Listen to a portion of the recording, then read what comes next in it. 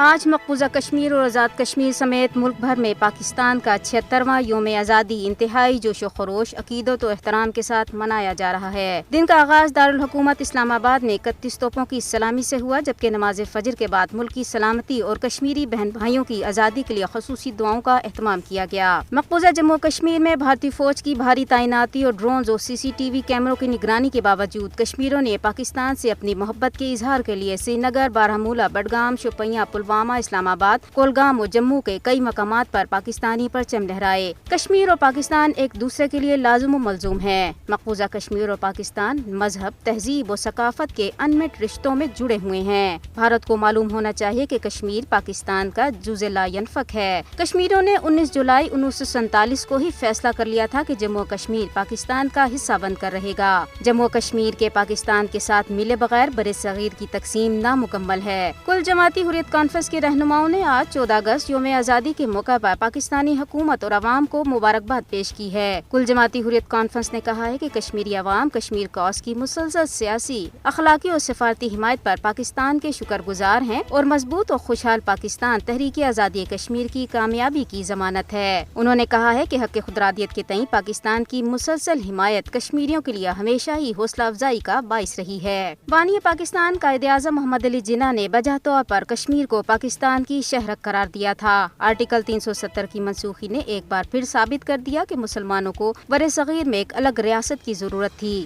دنیا کی کوئی بھی طاقت پاکستانی عوام اور اہل کشمیر کی یکجہتی کو نقصان نہیں پہنچا سکتی۔ پاکستان کے نگراں وزیر اعظم انوار الحق کاکڑ نے یوم آزادی کے موقع پر اپنے پیغام میں کہا ہے کہ مقبوضہ کشمیر میں 1 کروڑ افراد دنیا کی سب سے بڑی جیل میں رہ رہے ہیں۔ انہوں نے کہا ہے کہ پاکستان کشمیریوں کے حق خودارادیت کے لیے ہر فورم پر آواز اٹھاتا رہے گا۔ پاک فوج کے سربراہ جنرل سید عاصم منیر نے بھی کشمیری قوم کے نام پیغام میں اپنی حمایت کا اعادہ کیا ہے۔ انہوں نے کہا ہے کہ پاکستانی عوام اپنے کشمیری بھائیوں کی جدوجہد آزادی میں ان کے شانہ بشانہ کھڑے ہیں اور پاک فوج دشمن کی جارحیت کا جواب دینے کے لیے ہر لمحہ تیار ہے۔